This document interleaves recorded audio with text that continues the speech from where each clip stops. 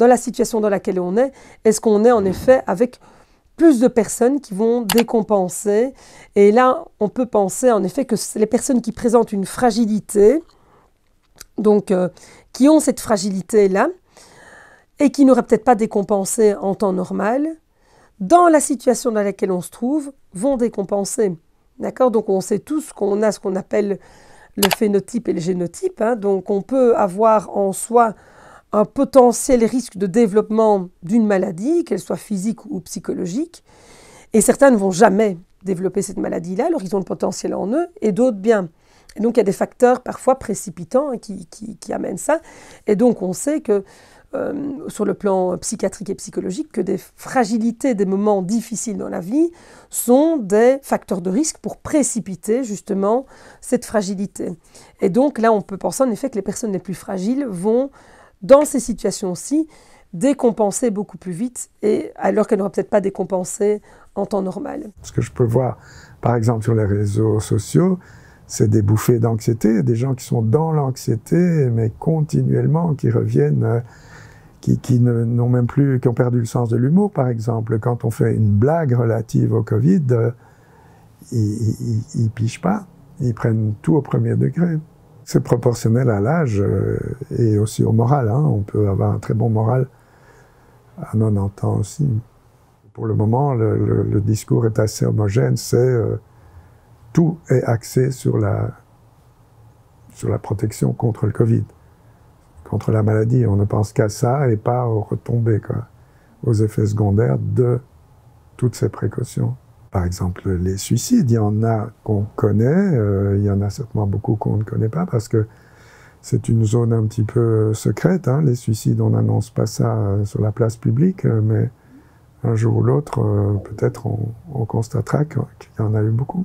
Il y a des études effectivement sur toute une série de populations vulnérables et notamment dans les questions de violence. Et là, c'est vrai que ma crainte est effectivement que quand on aura une vision exacte de la réalité, il y a des choses très dures qui se sont passées. Et les premiers chiffres qu'on a eus, qui étaient sur les appels, par exemple, sur les lignes de détresse, c'est un indicateur. Donc ces chiffres ont été en augmentation très très importante. Et donc ça traduit qu'une petite partie de la réalité. Les personnes âgées également étaient déjà des personnes âgées qui connaissaient sans doute des symptômes type dépressif ou solitude, mais qui étaient latents ou en tout cas pas au point de devenir sévères avec une volonté peut-être de ne plus vivre pour ces personnes,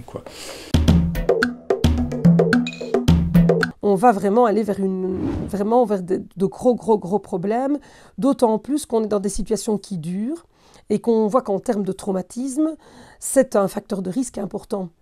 Donc, d'autant plus qu'on a une souffrance qui est, on va dire, sourde, qui peut être légère dans un premier temps, et puis qui en fait va s'accentuer de manière imperceptible parfois pour la personne. C'est parfois l'entourage qui va peut-être se rendre compte petit à petit, tiens, ma mère, elle commence à être un peu sur les nerfs, elle s'énerve vraiment très vite au fur et à mesure du temps. Mon père, tiens, il commence, ou ma mère commence à boire de plus en plus le soir, l'apéro commence de plus en plus tôt alors qu'on est en semaine. Donc on va vraiment avoir des mécanismes comme ça imperceptibles qui vont se mettre en place. Et c'est au moment où les gens vont se dire qu'ils vont vraiment très mal, qu'ils vont consulter, il risque d'y avoir une explosion au niveau des admissions en psychiatrie pour des personnes qui, a priori, n'avaient pas de problème psychiatrique. Donc on peut vraiment voir que derrière des personnes qui peuvent parfois être très solides, des fragilités comme ça qui vont venir. Si on prend la santé, il y a deux extrêmes dans ce continuum. D'un côté, il y a la santé physique, et de l'autre côté, il y a la santé mentale. Et tout l'enjeu et la question est de savoir où on place le curseur. Si on va d'un côté, si on va du côté de la santé physique, naturellement, c'est au détriment de l'autre extrême. Et donc, on va mettre en avant, si on va du côté de la santé physique, on va mettre en avant soins, hygiène, sécurité, qui vont garantir que vous vivez en bonne santé physique et donc que vous vivez longtemps. Sauf que souvent, quand on déplace le curseur excessivement de ce côté-là, c'est au détriment de la dimension liée à la santé mentale et à des dimensions telles que la qualité de vie et le bien-être. Et à l'inverse, si on va trop du côté qualité de vie et bien-être, ce sera au détriment de la question de la santé physique. Le principe et l'idée générale en termes de santé mentale, c'est que les gens qui avaient des fragilités préexistantes, la crise les a fait passer le cap en dessous duquel la fragilité devient extrêmement visible et s'impose à tous d'une certaine façon, quoi. Finalement, l'enjeu majeur, c'est est-ce qu'on veut vivre longtemps dans un milieu sécuritaire et donc on donne des années à la vie, ou est-ce que je veux vivre peut-être moins longtemps, mais brûler la vie par les deux bouts, et donc c'est où est-ce qu'on veut donner de la vie aux années qui restent. Et donc on est dans une forme d'injonction du soin qui consiste à dire qu'on va absolument prolonger la vie, mais parfois au détriment des questions qui sont tout aussi essentielles et importantes pour les gens, qui sont des questions de moi j'ai peut-être pas envie de vivre longtemps, mais j'ai envie de vivre bien, quoi.